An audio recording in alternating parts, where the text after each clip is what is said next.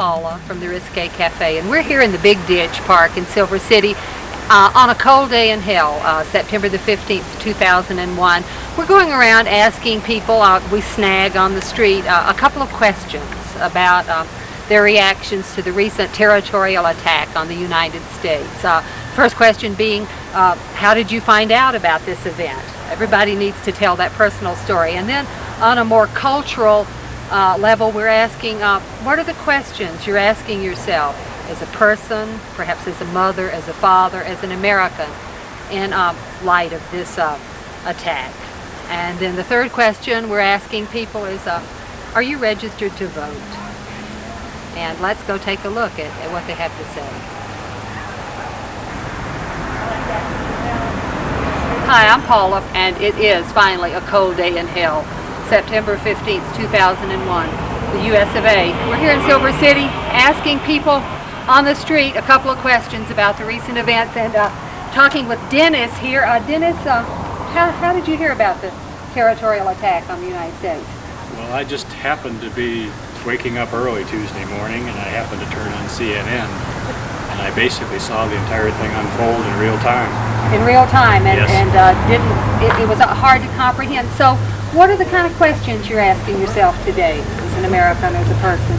Well, I'm wondering what kind of permanent changes we're going to suffer from this. I have a feeling that things are not going to be the same.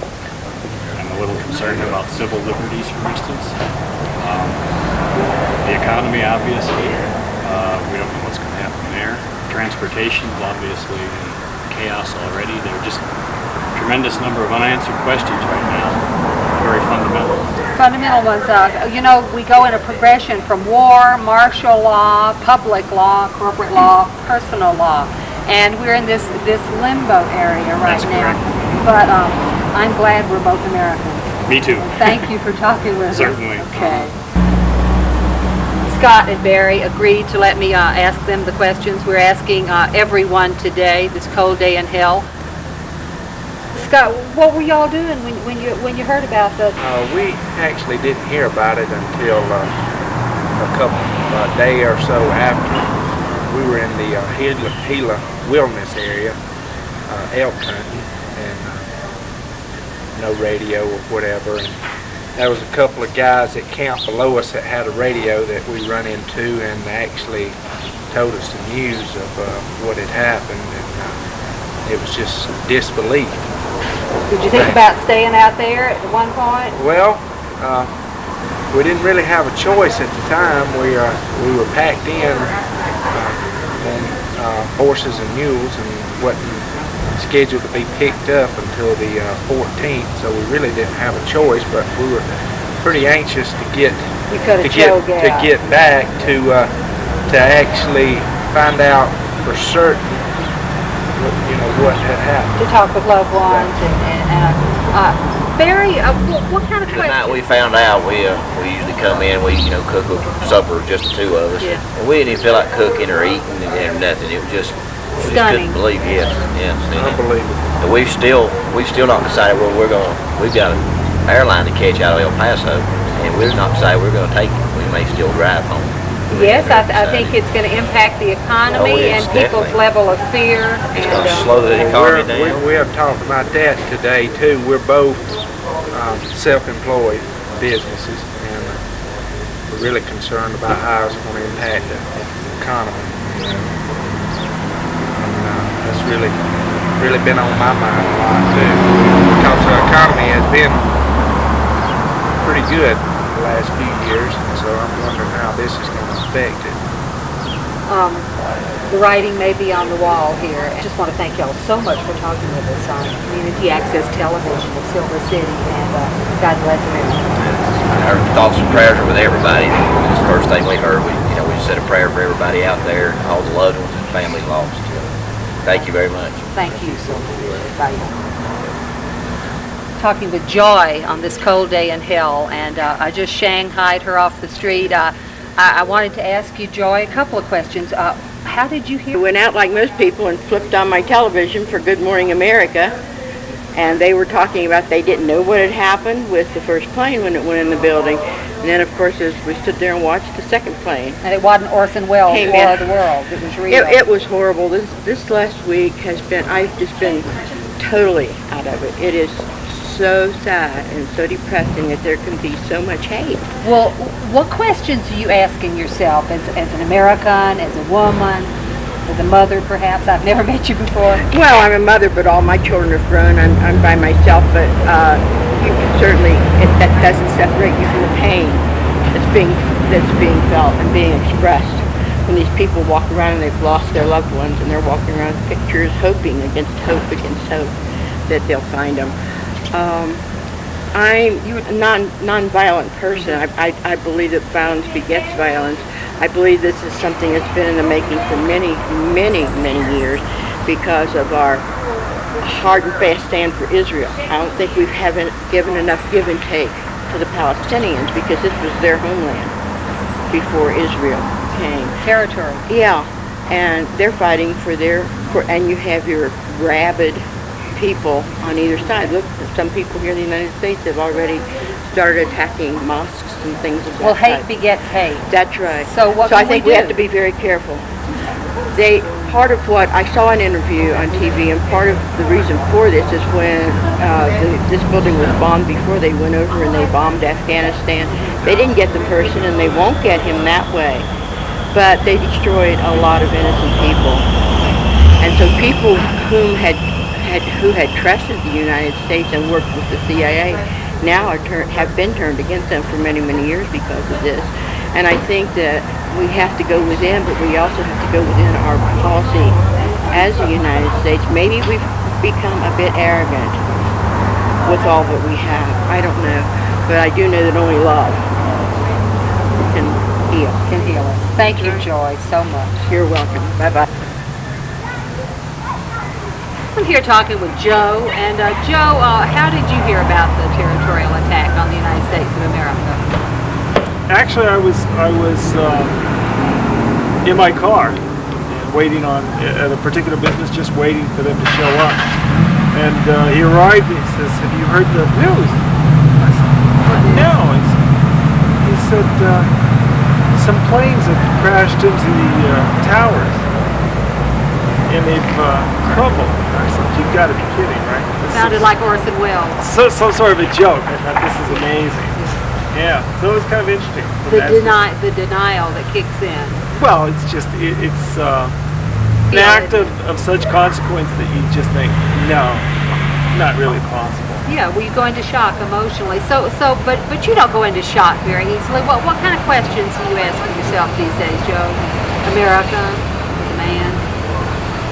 I guess the first question is, what is it that we have done to a group of individuals, as either a country, as business, or from our financial status, that would cause such a group to take such action? I think that, we as a government, as a country, oftentimes go out there amongst the world and we try and push our belief systems on them. We may think that we're right, and we may have all the best intention in the world. I'm sure we do. The question is, how would you feel if someone from another part of the world was going to present all their belief systems on you? Religious? Oh yeah, I think we've upset each other with religion at one point in time or another in history. It almost feels like the Crusades are coming back, but this time we're Protestants. Man never ceases to amaze. Well, We have the ability to do unspeakable things to ourselves. well, we're our brother's keepers, whether we want to be or not. I think that's the question I'm asking myself. I'm asking myself, Joe, what would I be willing to die for? I'd be willing to die for my dog, for my loved one. But I'm not sure I'm willing to die for cheap oil. I just don't. I think our government needs to ask those questions. It depends upon your belief system. If you think that death is the final thing and that's all there is to it, then maybe you're not as willing to die for something. But if you think that there is something wonderful and glorious beyond the gates, it's not that big of a deal. Well, that's right. You're just stepping over into a better world. And even though to me that seems like superstitious thinking, I realize that type of thinking drives a whole lot of behavior worldwide. It does. It drives many people worldwide as to thinking that there's always something better beyond. It's just that normally we would like to do that at our own pace, natural pace, not short-circuit and join the other world quickly. Yes, that's the basic freedom that I think everyone would die for, is to not have their life taken to let it go. Yeah, what's amazing to me is that as we speak about a particular group, is that to cause violence to someone and to die in that charge brings you closer to your spiritual nirvana. It's amazing to me that we have the ability to kill each other and still think that it's okay with whatever supreme being you worship. God told me to kill you. To me, that's kind of crazy. Wow. Wow. Wow, what a God. Thank you, Joe. No problem, thank you. Talking with Stefan on this cold day in hell here in Silver City. Stefan, you agreed to speak with us, and I told you I was going to ask you a couple of questions. The first one is the one I'm asking everybody. How did you find out about the territorial attack? Well, frequently I listen to NPR in the morning. So it's Tuesday morning as I got up and I listened to the radio and heard it. I couldn't believe it. Hadn't been the same since then. It's been a heavy week, yeah. Yeah. Well, so what kind of questions are you asking yourself? As an American, as a man, as a father? Well, I mean, I feel some pain about just the fact that somebody hates the symbol of what America is so much, and maybe what America has done to other countries so much that they're willing to do such actions like that. That was one of the first things I really felt. But one of the questions that I guess I continue to ask is like, so why is this happening? Like, why America? What has America really done that we as public may or may not know about, that has set people off to this extreme to do this thing? I'm really concerned about not retaliation, but of really coming clean, and I'd like to see that happen. And people own what they do in the world, and that goes for all individuals. Integrity is what it's all about. Stefan, let me ask you one more question. Are you registered to vote? Yes. Good. Thank you for talking to us. I was getting ready to go to class on Tuesday morning, and I was just kind of getting dressed and just gotten out of the shower, and I turned the news on, and it was on, and that's all I heard. Well, so what kind of questions are you asking yourself as an American, as a man, as a student? Well, the biggest thing to me is the safety, is it could happen anywhere. That's the biggest thing to me, is it could happen anywhere. I mean, that's the biggest question I ask myself, is are we all really safe? I mean, because it could happen, if it happened in New York, those are things that aren't supposed to happen in the United States, right. And to wake up in the morning and see one of the most prominent buildings in the nation on fire from an airplane, that really, it sends a shockwave kind of through your system, and you see that it can happen anywhere, and that's the scary part about it to me, and that's the biggest thing for me right now. And that's about it, really. That as a man, I'm right in that age where if a draft were to come up, I'm right borderline. I'm right. I think 26 is the cutoff, and I'm 25, so I don't think it'd come up that quickly, but that's what's scary. That has to be a question, a little too. bit, yeah. But also, I don't think a lot of people, they question my generation and generations younger than me about whether we're patriotic enough, and I think when you watch the news and you see some of the stuff in New York, there's a lot of young people helping out there, and they really, I think our generation is answering a lot of questions. I mean, about that, and that's about how I feel about the whole thing. Thank you so much you're for welcome. talking with us. Sure, Paula. Hi, we're here talking with Hector Sosa at the Farmers Market in Silver City about his responses, reactions to the cold day in hell we had recently. Right. Hector, how'd you find out about the territorial attack on TV? Yes. Yes, I watched it. I was amazed. I'm here with Hector and Lorenzo at the Farmers Market in Silver City on this cold day in hell, September the 15th, 2001. And Hector, how did you find out about the territorial attack on the United States? I was watching TV and I saw that terrible scenes that happened, and there's crazy people that they're just really crazy. They just commit suicide. But that's not the problem. The problem is commit suicide and killing others. That's the main problem. That is the problem. So what questions are you asking yourself as a man, as an American, in light of this terrible event? You know, it's to be straight and out our belief and right and defend our country, and for special these type of things. And also need to be really careful and not to scapegoat, and because there are other good people, they're not necessarily that crazy as this small group. This group was crazy. Oh, definitely. Yes, and I hope they do something, and I know that we never eradicate it all, but if we punch hard, they will stop. I know they come back again, but they will suffer it. Prune it back. Oh, yes. Just like a bad seed, pull it out. Yes. Pull it out. Right on, Hector. Yes. Well, let me talk with Lorenzo. Lorenzo, how did you find out? Well, I was watching SPN2 last night. I saw one plane crash into the first tower. Then, there was panic, and I couldn't believe it. It was hard to believe that they had infiltrated the heart of the United States. Yes. Heart of the United States. Lorenzo, you said you've lived in Grant County your whole life. What are the questions you're asking yourself as a man, perhaps a father, I don't know, as an American? Well, I feel sorry for all the family and the people that are left behind, the family of the people that got killed. I also feel sorry for the people that are going to get the wrath of the United States if the United States attacks that country. There will be a lot of innocent people get hurt, and that's what's sad, that that's what a few individuals in this world have to, other people have to pay the price. Yes. On the rest of them.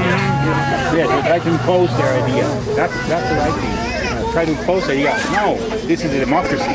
These people try to overthrow democracy and put, something over there, their ideas. That's totally wrong. Well, I want to ask both of you one more question. Are you registered to vote? Oh, definitely. Yes.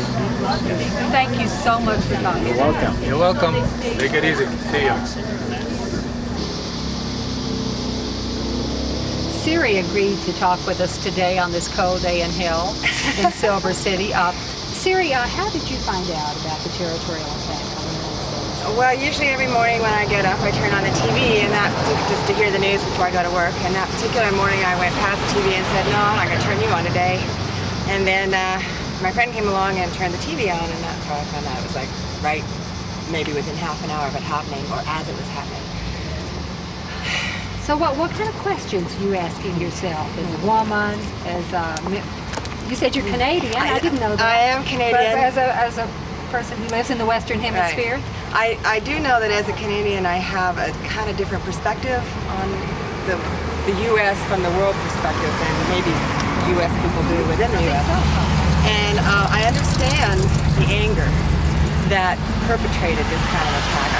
I have a sense of where it's come from and what it's about, and it's very political, and it's very capitalist oriented. So it has to do with the way our society is structured. It has to do with the U.S. culture and the U.S. way of presenting itself in the world, in my opinion.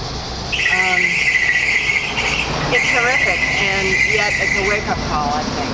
I really think it's the kind of thing that will hopefully bring all of us inside of ourselves to ask us kind of deep questions and what do we really believe, what do we really think of the world, what's going on in the world, and I'm hoping that we come up with some radically new ways of approaching some things. Thank you so much for talking. It's a pleasure, always.